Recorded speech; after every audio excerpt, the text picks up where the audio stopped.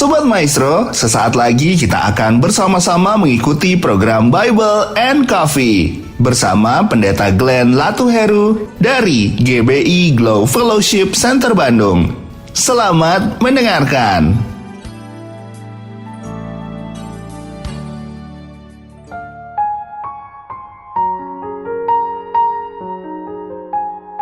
Haleluya, shalom saudara yang dikasih dalam Tuhan, puji Tuhan. Sukacita bagi saya menyapa setiap umat Tuhan dimanapun Bapak Ibu Saudara berada melalui program Bible and Coffee. Saudara, melalui program ini saya rindu setiap kita umat Tuhan terus mengalami kedewasaan iman, terus mengalami pertumbuhan rohani, terus mengalami hal-hal yang dahsyat dalam kemajuan kasih kita kepada Kristus dan kepada sesama. Karena Alkitab mencatat di hari-hari terakhir akan datang masa yang sukar, saudara yang dikasih dalam Tuhan. Hari yang tidak gampang. Itu sebabnya kita nggak boleh pakai kekuatan kita. Berarti kita harus memakai kekuatan Tuhan. Karena saya percaya sampai hari ini surga masih turun tangan membela perkara kehidupan kita. Bagian kita adalah tetap terus tertanam dalam firman Tuhan. Bagian kita tetap terus harus mengandalkan Tuhan, menaruh harapan kita kepada Tuhan. Dan sungguh kita akan melihat perkara-perkara dahsyat Tuhan nyatakan dalam kehidupan kita. Saudaraku, kita akan kembali merenungkan firman Tuhan. Kita berdoa, kita datang kepada Tuhan. Bapa, terima kasih buat anugerah-Mu, buat kasih setia-Mu dalam kehidupan kami. Sungguh kami bersyukur. Anugerah Tuhanlah yang terus memampukan kami agar kami terus dapat menghadapi setiap badai kehidupan kami. Kami tahu hari-hari yang kami hadapi bukanlah hari-hari yang mudah. Tapi kami percaya bersama dengan Yesus Tuhan kami cakap menanggung segala perkara. Kami rindu mendengarkan firman-Mu. Roh Kudus sampaikan sesuatu bagi masing-masing kami.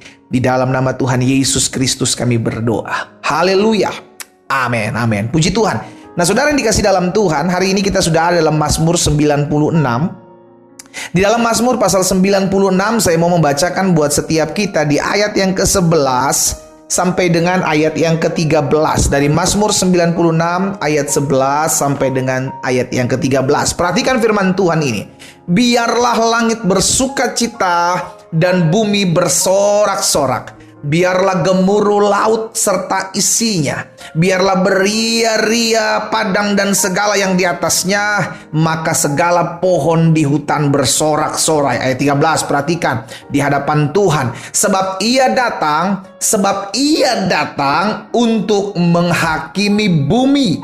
Ia akan menghakimi dunia dengan keadilan dan bangsa-bangsa dengan kesetiaannya. Saudara yang dikasih dalam Tuhan, hari ini kita mengerti bahwa Tuhan kita adalah hakim yang adil. Karena di ayat 13 dikatakan ia datang untuk apa? Menghakimi bumi. Ia datang untuk menghakimi bumi. Ia akan menghakimi dunia dengan keadilan. Kalau saudara hari-hari ini mengalami ketidakadilan, ingat kita masih punya Tuhan yang akan bertindak dengan adil. Tapi mungkin saya mengerti juga, mungkin sebagian saudara berkata, tapi pendeta sampai hari ini saya menanti-nantikan keadilan Tuhan. Dan saya belum lihat, saudara. Keputusan untuk Tuhan mengadili baik pribadi maupun keadaan seseorang, itu bukan urusan kita. Siapa kita atur-atur Tuhan? Jangankan Tuhan hakim di atas segala hakim, kita atur hakim di pengadilan aja, kita dikeluarin dari ruang pengadilan, saudaraku. Iya kan? Apalagi kita ngatur-ngatur hakim di atas segala hakim. Hari ini kita mengerti, menyadari bahwa penghakiman itu ada di tangan Tuhan. Dan penghakiman Tuhan itu adalah adil. Dan Tuhan tahu bagaimana cara mengadili seadil-adilnya. Suatu kali Daud, saudara yang dikasih dalam Tuhan, pernah memiliki kesempatan untuk bisa membunuh Saul. Karena Saul mengejar-ngejar Daud dari satu tempat ke tempat yang lain, dari satu gua ke gua yang lain untuk membunuh dan menghabisi Daud. Karena Saul berpikir Daud jangan-jangan mau mengambil kedudukan saya sebagai seorang raja. Sehingga ketika dikabarkan Daud ada di satu tempat, maka Saul menyamperi Daud, saudaraku. Saul menyambangi Daud, dia datang kepada Daud, dia cari-cari. Tapi sampai suatu saat Saul sedang masuk dalam sebuah gua untuk pembuangan gitu ya kan. Dan Daud dan pasukannya ternyata ada tepat di belakangnya. Tetapi Daud punya kesempatan untuk bisa membunuh Saul. Tapi Daud tidak melakukan hal itu. Dan tahu apa yang dikatakan Daud, saudaraku? Dalam 1 Samuel pasal 24. 1 Samuel pasal 24 ayat 13. Ketika Daud memotong ujung jubahnya Saul, karena dia tidak membunuh, dia memotong saja untuk membuktikan bahwa dia punya kesempatan sebenarnya untuk bisa membunuh Saul. Tapi tidak dia lakukan. Sehingga ketika dia keluar, dia berteriak dari luar kepada Saul seperti ini dalam ayat 13. Tuhan kiranya menjadi hakim di antara aku dan engkau. Tuhan kiranya membalaskan aku kepadamu, tetapi tanganku tidak akan memukul engkau.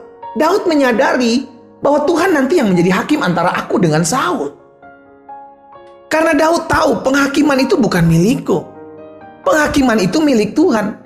Dan kalau aku yang menghakimi, maka penghakiman aku tidaklah adil. Saudara yang dikasih dalam Tuhan, seringkali kita mengambil tindakan, mengambil job desk-nya Tuhan, mengambil tugasnya Tuhan sebagai hakim. Kita mulai menghakimi si A, kita mulai menghakimi si B, kita mulai menghakimi si C, hanya oleh karena perbuatan-perbuatan yang kita lihat dengan mata kita. Kita nggak pernah tahu latar belakang mereka berbuat seperti itu, kenapa?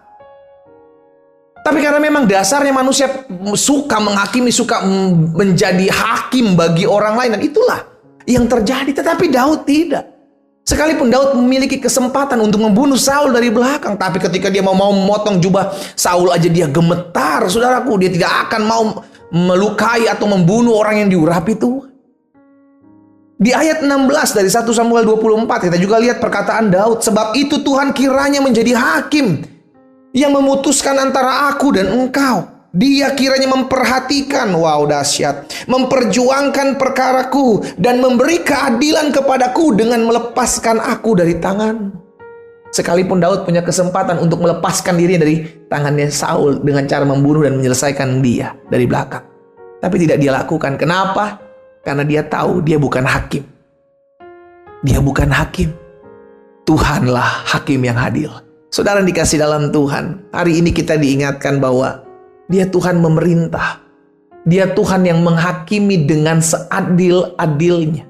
Walaupun kita menyadari penghakiman Tuhan kita tidak tahu kapan, keadilan Tuhan kapan dinyatakan kita tidak tahu, tapi yang kita ketahui, selama kita menanti-nantikan penghakiman itu, selama kita menanti-nantikan keadilan Tuhan dinyatakan dalam hidup kita, maka Tuhan tahu cara menghibur anak-anaknya. Tuhan tahu cara menolong anak-anaknya untuk melepaskan dia dari segala yang jahat.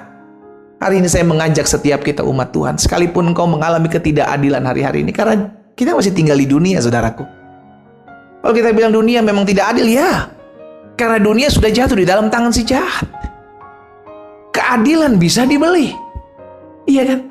Dan saudara dikasih dalam Tuhan, jangan pernah lupa hal itu, bahwa kita masih tinggal di dunia, kita belum di surga. Tetapi kita mesti ingat bahwa apa yang ditabur orang akan dituai. Itu yang akan Tuhan nyatakan, keadilan di tengah-tengah kehidupan setiap kita. Karena itu bagian kita. Kalau kita udah tahu bahwa Tuhan adalah hakim, maka yang pertama, jangan menghakimi siapapun. Kita nggak berhak menghakimi siapapun, saudara.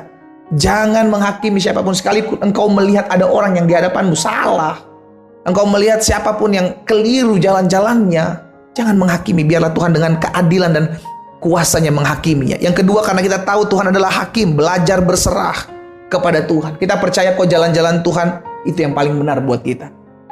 Belajar untuk mengimani bahwa setiap keputusan Tuhan adalah keputusan yang terbaik dan keputusan benar. Kenapa? Karena Dia adalah hakim yang adil. Apapun yang Tuhan izinkan terjadi dalam hidup kita, itu adalah yang terbaik. Sama-sama bilang sama saya, yang terbaik itu disediakan bagi saya.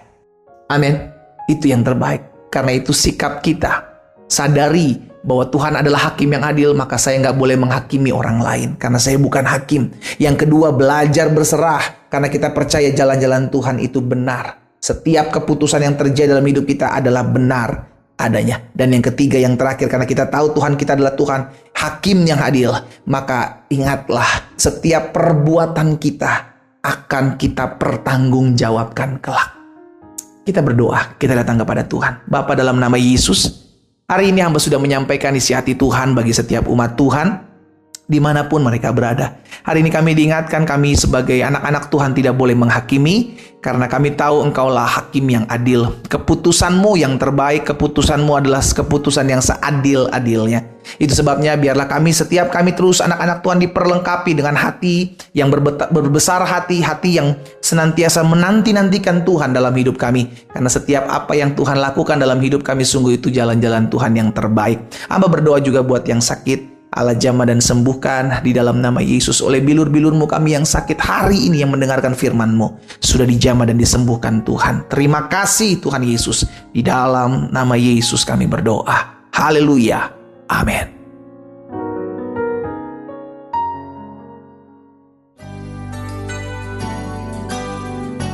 Sobat Maestro, Anda baru saja mendengarkan program Bible and Coffee bersama Pendeta Glenn Latuheru dari GBI Glow Fellowship Center Bandung.